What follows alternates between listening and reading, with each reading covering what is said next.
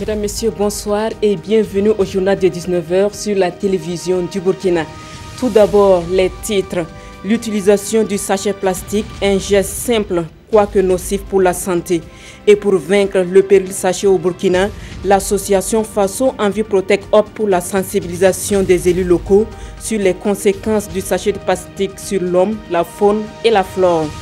Et puis, 75 ans de sacerdoce, à l'actif de la conférence épiscopale Burkina-Niger, ça se fête. Et pour l'occasion, la grande famille chrétienne se mobilise. Plus de 500 participants sont attendus. La célébration est placée sous le thème 75 ans de grâce, prêtres du Burkina et du Niger dans la communion, jubilons et avançons au large. Ce sont là les titres du 19h. Une fois de plus, bonsoir et bienvenue. Éradiquer le sachet plastique est devenu un casse-tête pour les acteurs œuvrant dans la promotion de l'environnement. L'utilisation de cet objet est plus que jamais ancrée dans les habitudes des populations et l'association Faso Enviprotec a décidé de jouer sa partition. Elle a organisé ce vendredi un plaidoyer auprès des élus locaux pour les sensibiliser sur le péril du sachet plastique. Vincent Kiandrebego et Urbain Benito Sommet signent le reportage. Sensibiliser les élus locaux de la commune de Ouagadougou sur les conséquences de l'utilisation des sachets plastiques, c'est le sens de la présente formation. C'est une initiative de l'association Faso Enviprotec, AFEP. L'objectif, outiller ces élus locaux sur comment lutter contre la prolifération des sachets plastiques. Ce que nous attendons d'eux, c'est qu'ils s'engagent vraiment à être des relais auprès de leur population à la base, afin que ensemble nous puissions changer nos comportements et que la loi 017-2014 qui a été votée en 2014 puisse être connue par la population et non seulement que les décrets et textes d'application liés à cette loi-là puissent être appliqués au niveau local. C'est une action de plaidoyer que mène AFEP auprès des autorités locales réceptives et qui promettent de mettre en place d'autres actions pour faire face à ce fléau. Bientôt même, nous allons mettre au niveau de beaucoup de nos artères, j'allais dire, des bacs ordures, ce qui va nous permettre vraiment d'avoir, j'allais dire, des comportements éco-citoyens, afin de ne plus jeter nos sachets dans la rue et pouvoir les mettre dans ces bacs-là. Gestion et valorisation des déchets et les conséquences sanitaires, économiques et environnementales du plastique, ce sont là les thèmes de la formation. L'AFEP espère par ce plaidoyer susciter un changement de comportement chez les autorités locales et les populations vis-à-vis des sachets plastiques. Et puis l'ambassadeur de la France veut mieux connaître le Burkina dans sa diversité culturelle et touristique. Xavier Lapes de Cabane était ce 3 mai à Gawa dans le sud-ouest pour découvrir les valeurs culturelles et les potentialités touristiques de la région. Le musée de Poni, le sanctuaire des rois Gants à Oubri et les ruines de l'Orepeni ont reçu la délégation. Suivez plutôt ce reportage de Oumarou Sagnon et de Dimitri Badine. Du musée du Poni, en passant par le siège de la PFG, l'Association pour la promotion féminine de Gawa, l'ambassadeur de France au Burkina et sa délégation ont poursuivi leur visite au sanctuaire des rois Gants à Obiré et sur les ruines de l'Orepeni.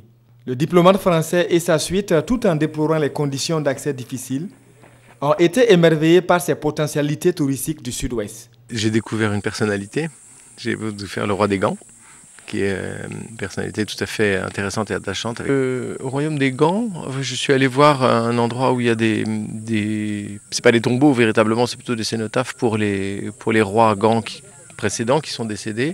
Et puis évidemment ce site-là qui est très impressionnant, qui est vraiment... Et là il est impressionnant non seulement parce qu'il est grand, les ruines ça impressionne toujours, et puis aussi parce qu'il est très énigmatique, parce qu'on ne sait pas exactement qui l'occupait. Il est dommage que le site le plus connu, je dirais, du Burkina Faso à l'étranger, donc celui qui est inscrit au patrimoine de l'UNESCO, ne bénéficie pas d'une route. Parce qu'entre Gawa et l'Orepeni, la piste, elle est quand même pas en très très bon état. L'ambassadeur Xavier Lapes de Cabane promet que de concert avec le gouvernement burkinabé, son pays va œuvrer davantage à la préservation de ses richesses culturelles, surtout que la région du sud-ouest abrite l'unique site burkinabé inscrit dans la liste du patrimoine mondial de l'UNESCO. On revient à Ouagadougou où le top départ de la 6e édition du Salon international de l'environnement et des énergies renouvelables de Ouagadougou est donné. Pour cette édition, le CIRO entend gagner le pari de la lutte contre les effets des changements climatiques, d'où le thème collectivité territoriale et changement climatique en Afrique. Maïmouna Traoré et Yacouba Gamine signent le reportage. La 6e édition du Salon international des énergies renouvelables de Ouagadougou interpelle les collectivités territoriales sur leurs responsabilités dans la lutte contre les changements climatiques. Ils sont invités à intégrer la question dans leur politique locale de développement. Les collectivités territoriales ont donc des prérogatives liées notamment à l'élaboration des plans communaux de développement.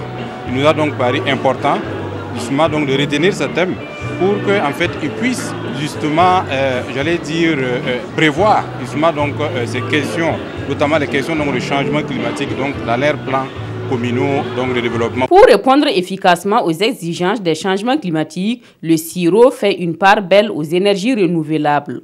Les énergies renouvelables aujourd'hui constituent, n'est-ce pas, de notre point de vue, et bien sûr une alternative indiscutable et que nous ne pouvons pas du tout nous en départir. Raison pour laquelle le ministère en charge de l'environnement a bien voulu, au regard du thème, donner sa caution morale à la présente session. Le Salon international de l'environnement et des énergies renouvelables de Ouagadougou se tient dans le cadre de la 2e édition de la Semaine des énergies et des énergies renouvelables d'Afrique, SERA.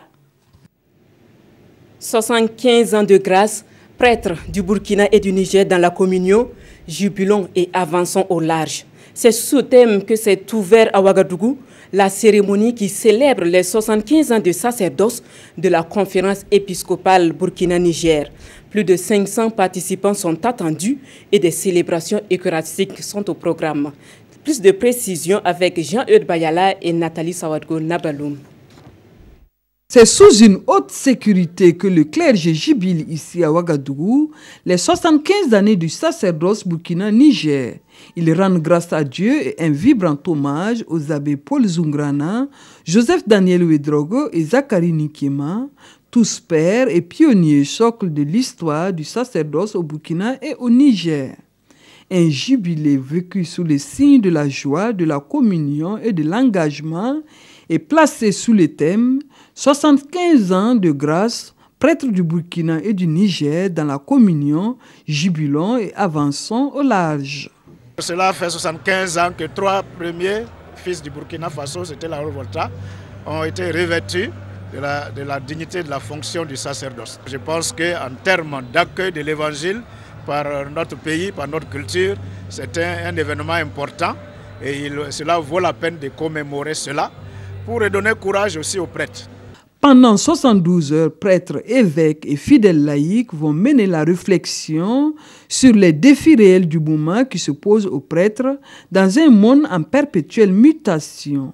D'où l'ouverture d'un colloque placé sous le thème « Prêtres du Burkina et du Niger, quel chemin de spiritualité dans le contexte actuel ?» C'est notre premier devoir de prier pour la paix dans tous les pays, pas seulement ici. Et ensuite, l'exemple que nous pouvons nous-mêmes donner. On ne peut pas, avec le nom de Dieu, faire certaines choses. Dieu, c'est la vie, Dieu, c'est l'amour. Donc c'est en même temps un appel que nous lançons à tout le monde pour qu'ensemble nous puissions, dans un contexte peut-être de dialogue, s'écouter et voir qu'est-ce qui peut être fait. De 3 prêtres en 1942, l'on dénombre de nos jours plus de 1300 prêtres pour le Burkina et le Niger. Cette célébration a aussi pour objectif de susciter des vocations sur les jeunes.